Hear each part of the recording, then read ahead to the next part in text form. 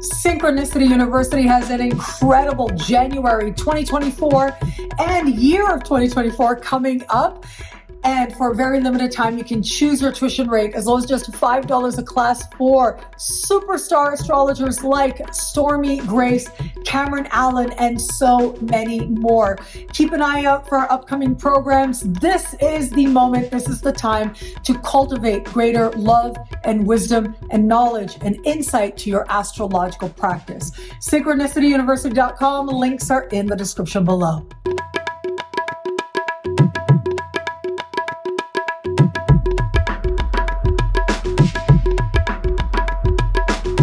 Hello, fabulous superstar Leo. Welcome to your horoscope for the month of December 2023. I am your astrologer, Nadiya Shah. Thank you for being here. It is a remarkable astrological month, without a doubt. Big moves happening in the sky now. Boy, is this a very special time.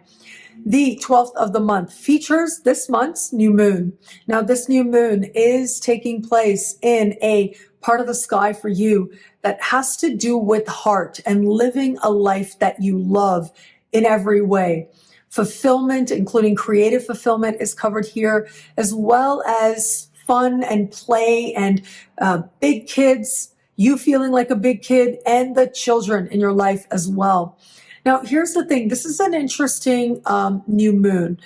On the one hand, it is speaking in supreme harmony with the North Node. I love that energy because it does suggest whatever new is happening now, it is part of some sense of your life moving forward towards a greater embodiment of love and wisdom and blessings as well. However, sometimes the way that we get there isn't direct. And sometimes it's through more challenging moments that we align with that greater sense of love and wisdom. And that's what this new moon is suggesting. The new moon isn't far away in the sky from Mars. So there is this adrenaline, impulsive quality now. But it's also speaking with Neptune in a conversation of tension. And that's the tricky part. Squares of Neptune can speak to confusion, uncertainty, malaise, disappointment as well. A sense of not necessarily feeling satisfied, a sense of needing to accept the less than ideal as it shows up for us. And the changes, the newness that comes about tends to be the result of needing to acknowledge what isn't working, what hasn't worked. It's also Neptune squares that speak to a waste of energy. This is a new moon. Remember that. So again, new moons bring new possibilities. And the things that don't work out, sometimes very quickly, sometimes in the fullness of time, we realize what a great blessing it was. And so whether it is that you're involved in a creative project, whether it has to do with something you really hoped would be very fun for you to do, whether it has to do with a child in your life and your connection to them, or whether it is about a deeper sense of happiness that you're going for, an understanding of joy, it's as if you can't quite put your finger on or reach that saturation point of satisfaction. You think something's going to make you really happy, you align with it, and it just doesn't do it. It's okay, because you will find your answers. And ultimately, if you're going for something, you're trying to make something happen with a creative project, there could be progress there. But it's also possible that the universe is telling you, hey, maybe not this just yet, but look over here. Here's something else. Whatever takes place is aligning you with a higher, more loving vision for your life. One thing I do want to say, I would invite you not to gamble. That's all. This part of the sky has to do with gambling. Squares to Neptune. And with Neptune in a financial part of the sky, this can speak to gambling leading to losses. That's where you do want to be careful as well. I'll speak more about this when we get to the love portion of this video very soon. But first, I do also want to be sure to mention an extremely fortunate full moon that we're going to have on the 27th. What a wonderful way to start wrapping up a year. Jupiter is a strong player with this full moon. Jupiter is standing still in the sky at the height of its power, closer to the Earth than it might otherwise be, with Jupiter going direct on the 31st of December, and then Mercury going direct on the 1st of January. And so I feel like these energies end up working together. This full moon is in the sign just before yours. This part of the sky has to do with what's happening on levels of soul, psyche, and spirit. But it's also karma, including karmic blessings. And I think those karmic blessings are way wonderful for you. Whatever doesn't work mid-month, really, you don't have to worry about it, because some really great developments are set to take place, and they're just going to find you as you start moving towards the end of the month.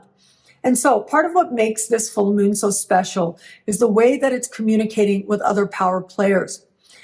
Right around the time of the full moon, we're going to have one of the more fortunate days of the year, with the sun in a daily part of your sky speaking in supreme harmony with Jupiter. Jupiter right now at the top of your sky, having to do with career. The sun at that point has to do with a work area of life. Your lived experience and your aspirations coming together, blessings happening that change your life in real ways. But the full moon being so dominant means that some of those blessings will feel like they come out of nowhere. The full moon is speaking in harmony with Jupiter as well, as intimately involved. Normally with Jupiter, though, I do suggest that people be proactive with it. It's a very hopeful energy. But when you just kind of sit back, its magic can't work at the optimum level as if you're a little bit more proactive and give the universe lots of pathways in order for blessings to find you.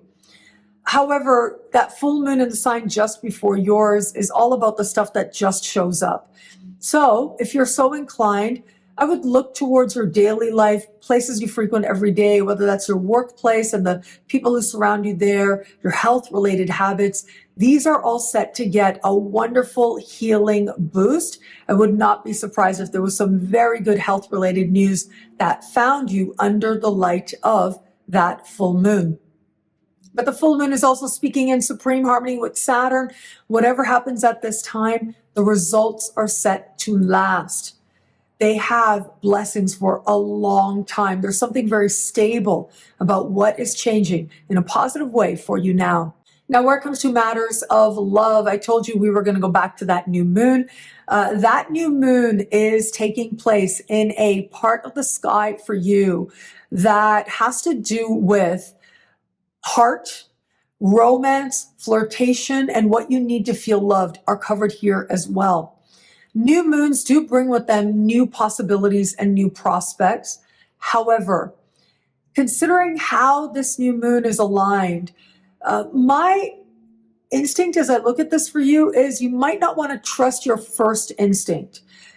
Mercury goes retrograde the day after, like literally hours, something like 6 hours after the new moon perfects, we get Mercury going retrograde. And it is going to be on the 23rd that retrograde Mercury moves into this heart-oriented part of the sky and will station here, go direct January 1st. In the first days of January, chances are you're going to see matters of heart and matters of love differently in some way. Now, you are one of the signs that needs to be mindful. Breakups that happen tend to not stay broken up.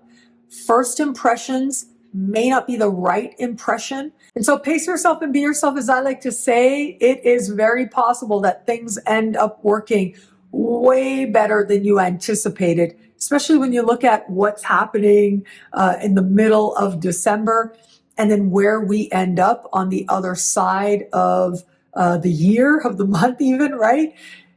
Things could really change in a way that feels like it's very much in your favor. For those of you open to meeting someone new, flirtation, romance, new connections, very possible under the light of the new moon. There could be something lacking or something wanting where it comes to those new connections now. Squares of Neptune can be like ghosting. I'm so sorry to say, but it does happen. It's so not cool, right? But it is possible that you meet someone and then it just feels like it just washes away. You had a certain feeling, but then you change your mind or you realize, no, that's not the way to go. You find yourself in a situation flirting with someone, thinking it's a good idea, but then the reality of it sort of misses the mark. So just kind of pace yourself at this time and stay open to possibility. With that Mercury retrograde happening the 23rd, right into January, you're going to have Mercury retrograde in that same heart-oriented part of the sky. The prospects that you thought were there and what you thought in love mid-month could look very different as we navigate to the end of the month. And it's also possible that what it is that you're going for in the context of new connections, well, it could be someone from the past or something very reminiscent, a situation reminiscent of the past could pop up for you in the last week of the month and illuminate your understanding of where you're going in love. For those of you just starting to date someone, around the new moon, it is possible that you're connecting with someone entirely different. It's possible that you have mixed feelings about this person, you're not sure. It's possible that you feel not on the same page with this person as well. And so strive to stay honest with you. It's possible as well that everything feels like it's going great with this person you're getting to know. And then something changes, something flips, and it leaves you with questions. Breakups that happen, given where Mercury retrograde is taking place in the last week of the month, tend to not stay broken up. And so misunderstandings with Neptune squares and with Mercury retrograde become much more likely. And so allow grace where possible, but of course, always do what's right for you to do in a given moment in light of your unique circumstance. And for those of you in an established bond, well, I think that a lot of this heart-oriented energy is going to play out a lot more with flirtation and romance. For some Leos, though, there might be a focus on what it is you think you need to be happy, what it is that you need to feel loved. Where you have that with your partner, well, some of these energies may instead play out in terms of a desire for greater creative fulfillment, feeling a malaise creatively, not sure what direction it is that you want to go with a creative project. So not necessarily related to the relationship itself. However, there are going to be some Leos who are questioning now whether or not love is here. You're not going to have your answer just yet, but the answer is right around the corner, especially right as Mercury goes direct in a brand new year. What I love about this month for you, there's so much here. It is a powerful and meaningful astrological moment. Well, look, it is that full moon on the 27th that is the star of the show. It is outstanding, and I don't say that lightly. It is very fortunate. And the universe does like you to work with Jupiterian energy, but this energy does suggest that it would behoove you to strive to stay open, because some of the best stuff, some of the massive blessings set to take place might just find you. Thank you so much for watching. You can get a video like this each week for each sign for just $3 a month with Choose Your Membership rate at NadiyaShahSuperstars.com, where you get expanded, exclusive horoscopes, access to live events. Higher tiers get you things like all access passes to Synchronicity, university events, consultations with me, and so much more. All of this in the Superstar space at NadiyaShahSuperstars.com. Links are in the description below. Well, I hope you have a wonderful end of year. I hope you have an incredible full moon. It'll be a great month. Enjoy.